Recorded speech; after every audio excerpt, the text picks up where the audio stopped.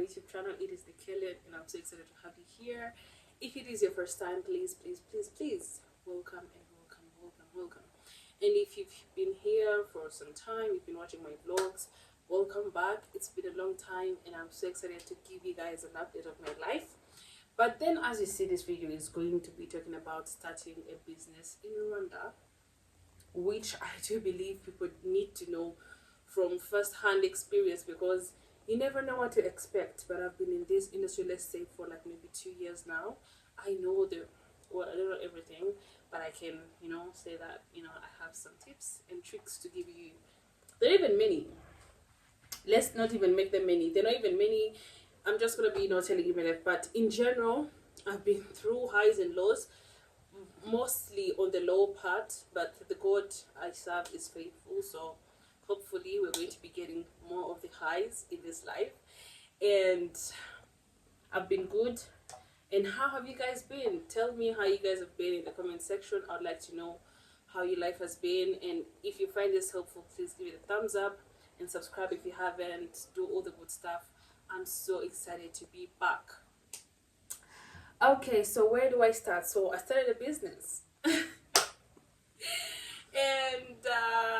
I may be smiling, but some days I'm not, because of that same business. So what is my business about? The business name is Kelsey.co. It's like a company. It's registered, but I'm gonna get into that in details. So then the brand name is Kelsey, and it's I would say it's more of a clothing brand. We do headpieces. I started with scrunchies, so I'm starting small, but we are going to expand to start bringing in headbands, head wraps and scarves. As you can see, I think I have unlocked a new whole identity.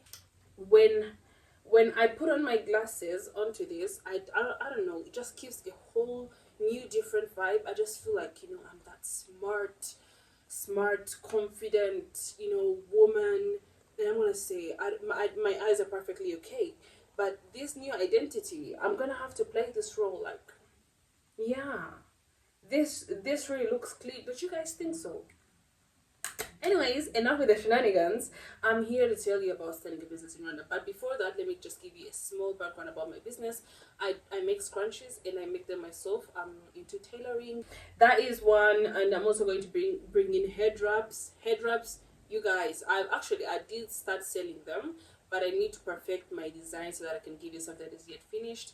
But with that being said, that is the whole background about my business, and I'm going to be telling you the do's and don'ts of the things that I've learned studying a business in Rwanda. And before you say, how long have you been a business person in Rwanda? I have been in this game for since when?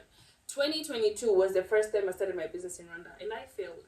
I have multiple failed ventures, and I would say if there was a CV for failures, I would be that person.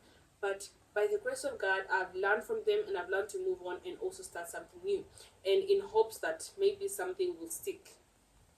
Yeah, something is going to stick. Actually, I do feel it.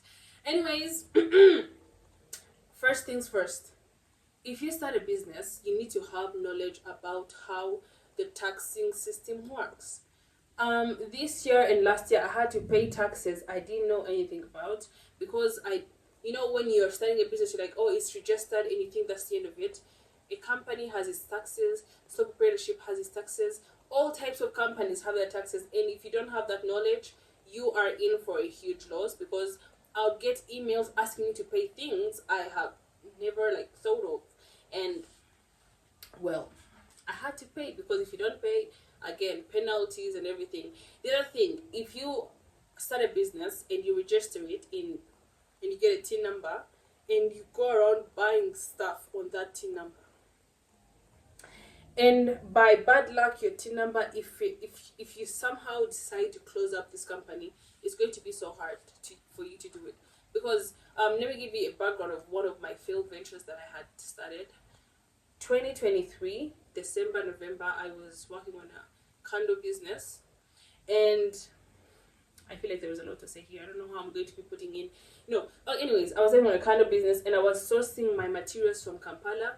So one of the other things that I say you wouldn't do if you're starting out, find a business where you can get materials within the country. Our country can be limited with things that they can provide, but if you're starting out and you're on low budget, please find materials in the country, because if you start doing this whole, regional exportation, our country is very, very strict with exportation. The taxes are high. They are trying to discourage that thing. So if you don't find the materials in the country, maybe try and find another idea. But if you have enough money, by all means, you do you. That is just a tip. So one of the things that were problems to me, I was sourcing from a different country. Taxes to bring in were a problem. Smuggling, you can go to jail for that. So if you don't want jail, you need to have your money if you want to be getting things out of the country, because the taxes, they are not very low. They are not. And when you bring them in and you start selling, whenever you do an EPM, that means that a transaction shows in revenue that you have done a transaction. At the end of every month, you have to declare. I don't know how that is called in English. Kudeklara, guma kudeklara imisoro yawe. Niba utazi kudeklara, find someone who knows it. And if that person is your close friend or someone you know, learn how to do that yourself, because you can't fully rely on Rwanda revenue agents. Sometimes they can be busy and you need to declare, your taxes. And when you don't, there are penalties. That's what I said. If you don't have money and you don't have the knowledge and you don't have the skills, my sister, my brother, it's going to be so hard. And if you're also operating a company or, a business without the TIN number, it's not registered anywhere, there are some opportunities you wouldn't get. Like if you, maybe let me tell you for an example, if I want to start like doing retailing, I want to be like selling my products to maybe beauty shops, parlor shops, like big shops, they're going to ask me for an EBM. You cannot give out an EBM if you don't have a TIN number. And the process of getting the TIN number is very tedious. It is very long. So if you want to stay in business for the long run and do it professionally, go register it, get a TIN number. It takes like a month. For me, it took me a month to get my TIN number. It wasn't easy. You just, you have to constantly check. And by the end of it, you start, buying things with that TIN number. But again, if you're buying things with a TIN number and not selling, in Rwanda revenue, it's like you are buying stock which you're not selling. So when you decide to deregister a company, it's very impossible, because babona ko ufite stock utagurishije.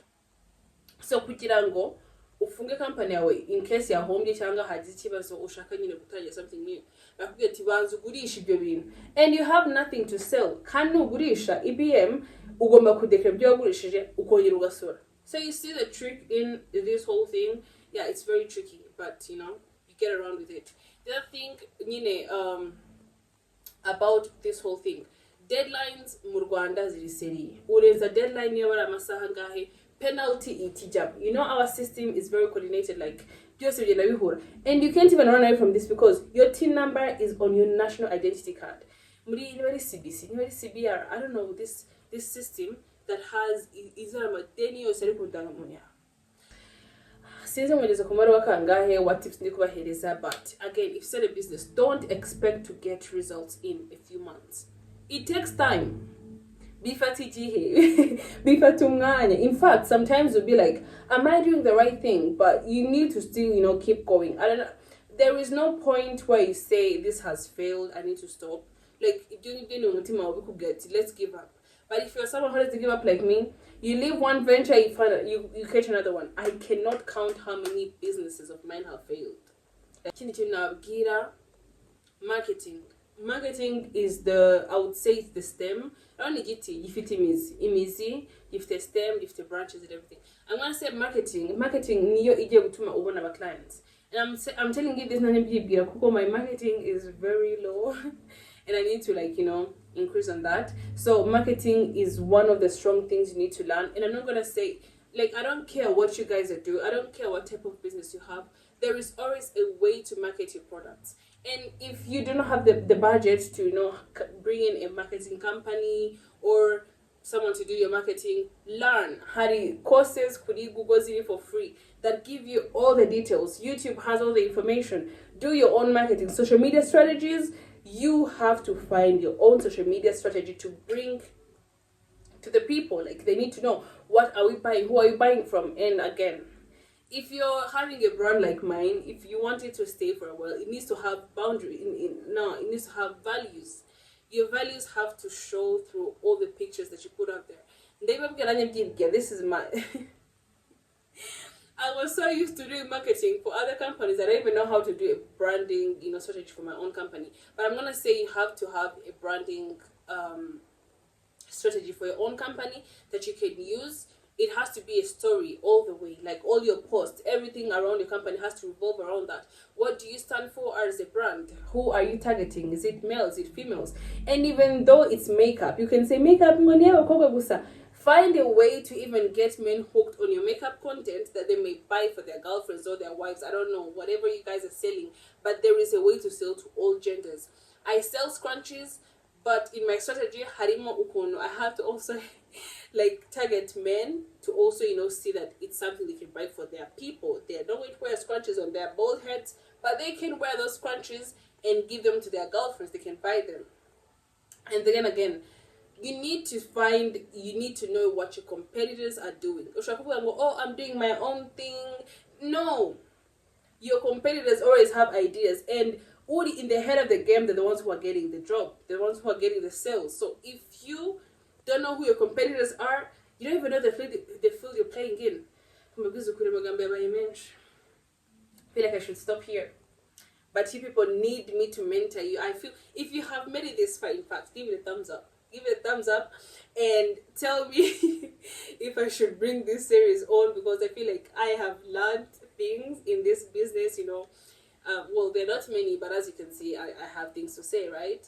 So yeah, what I'm trying to say is that if you have a business, constantly learning, the trends are changing, hop onto those trends. You may say TikTok is too much, Instagram is too much.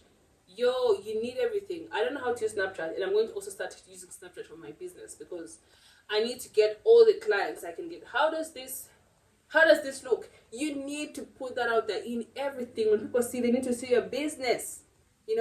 No, there is nothing like too much for marketing. Marketing, it tunes a business. If your marketing is working off the products and I'll tell you a story. Muri Good Life harimo scrunchies za 5k and haranogusha scrunchies 2k umuti, and I went to try to do to kuba gusha my scrunchies. These were here for wholesale. They were like 500. I'm busting my ass for 500. I was like, no, I'm not gonna do that. But one of my competitors, I won't even have to mention names, they're selling the same products at 5,000, and I can't even get someone to buy them at 2,000. Do you see how that works? If your marketing is good, you will get people to buy, even though it's 10,000. It depends on what your brand stands for, the marketing you're putting in. So, by the way, but all the times that I've tried to market my products, I've got sales, and those sales, they bring me joy. Anyways, there is a lot to say, and stay tuned for business series because I feel like it's going to be a thing, because I'm also working on other business ventures, and I'll be sharing my person on this channel. But then again, I'll be sharing more than business. I should also be sharing testimonies, because let me tell you, life has been on my neck like this. Anyways, stay tuned for my next, business series, because I feel like a business lady. As you can see, I even wore a blazer for that, and let me put on glasses for the same. How does this look? Woo! Business woman, I'm telling you, we didn't come to play this year, and I know, anyways, I've been having ups and downs in my business. So please, if you want scrunchies, don't go anywhere else. kelzy.co on Instagram. Go and get yourself beautiful scrunchies. Stay tuned for the next vlog. I love you, just loves you way more. Bye.